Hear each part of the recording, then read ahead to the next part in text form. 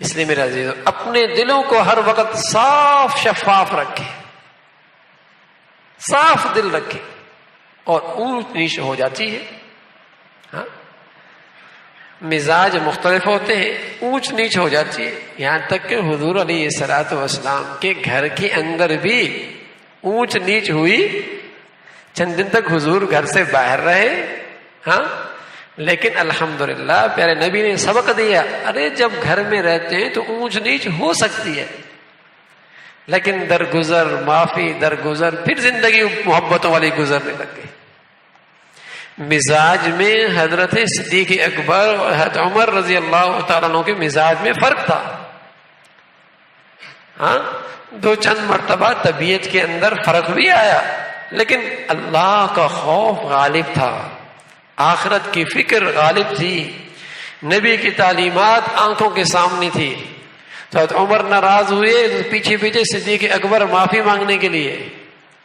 گھر میں جا کر جب عمر نے دروازہ بند کر دیا تو صدیق مایوسی کے ساتھ واپس آیا. حضرت عمر رضی اللہ تعالیٰ کو خیال ہوا کہ صدیق ناراض ہوگا تو میرا کیا بنے گا. وہ پیچھے دوڑ پڑے، کبھی یہ پیچھے معافی کے لیے دوڑ رہے ہیں، کبھی وہ پیچھے دوڑ رہے ہیں. حضور علیہ الصلوۃ والسلام کی خدمت میں آیا، کیا اللہ کے صدیق فرما رہا ہے کہ عمر مجھ سے ناراض ہو گیا. حضرت عمر فرما رہا ہے اللہ کے رسول صدیق مجھ سے ناراض ہو گیا، ان کے بولو مجھ سے راضی ہو جائے. سبحان اللہ. تو اونچ نیچ ہو جائے گی، گھر کے اندر برتنے آواز آ جائے گی، لیکن اللہ کا خوف ہے تو یہ اس کا تعلق رہ نہیں سکتا.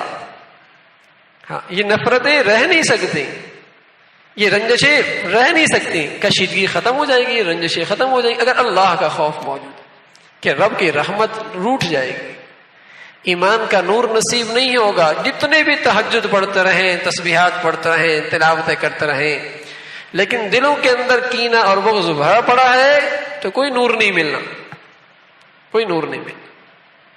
اس لیے میرے عزیزو اللہ کے لیے ایک دوسرے کو درگزر کر دیا کرے، واعفو عنہ، معاف کر دو. یہ کم از کم آخری درجہ ہے معاف کرنے کا، ورنہ اچھا تو یہ ہے کہ اس کے ساتھ خیر خائی کا معاملہ کرے. اس لیے لکھا ہے کہ اگر کسی کا نقصان ہو اور دل کے اندر خوشی پیدا ہو کہ اچھا ہوا اس کا نقصان ہوا، دل کے اندر خوشی پیدا ہوتا ہے، یہ اچھا ہوا اس کا نقصان ہو گیا. اگر اس خوشی کو پسند کر رہا تو یہ دل کو سیاہ کر رہا ہے. اور کسی کے نقصان پر دل میں خوشی تو پیدا ہوئی، لیکن یہ خوشی کیوں پیدا ہوئی یہ پسند نہیں کر رہا، یہ پتہ نہیں کیوں خوشی ہو رہی ہے اس کے نقصان پر، پسند نہیں کر رہا، لیکن پھر بھی دل خوش ہو رہا ہے، اچھا ہوا نقصان ہوا. لیکن اس طرز عمل کو پسند نہیں کر رہا، لیکن چونکہ یہ غیر اختیاری ہے پھر بھی دل خوش ہو رہا ہے تو گناہ نہیں ہے. لیکن یہ خاصیت بھی اچھی نہیں ہے. کیوں خوش ہو رہا ہے؟ تو اس کا علاج یہ بتایا کہ جس کے نقصان پر تمہیں خوشی آ رہی ہے اور وہ خوشی بغیر اختیار کے ہے، گناہ تو نہیں ہے لیکن یہ کیفیت اچھی بھی نہیں ہے. اس لیے اس کا طریقہ یہ ہے کہ ہمیشہ اس کو اپنی دعاؤں میں یاد رکھا کرو کہ اے اللہ تو اسے اور ترقی نصیب فرما، کہ طبیعت کے اندر جو قدورت تھی اس کے بارے میں وہ آہستہ آہستہ زائل ہو جائے اور وہ کیفیت بھی ختم ہو جائے.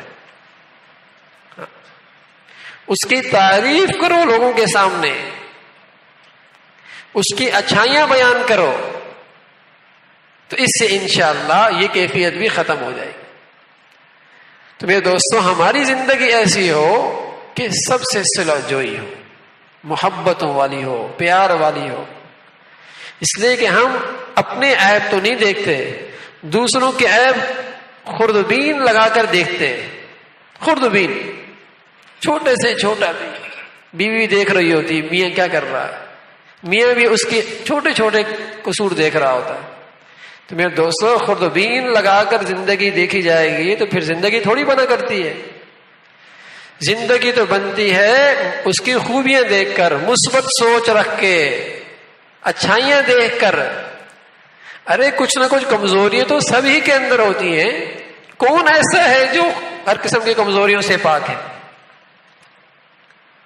اگر یوں زندگی گزارنے لگو گے تو گھر کبھی آباد نہیں ہوں گے.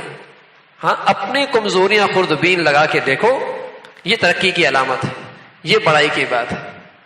دوسروں کی زندگیاں مثبت انداز میں دیکھو، اچھائیاں دیکھو کہ جو اب تک کر رہا. تو یہ انداز ہے میرے دوستو گھروں کو آباد کرنے کا.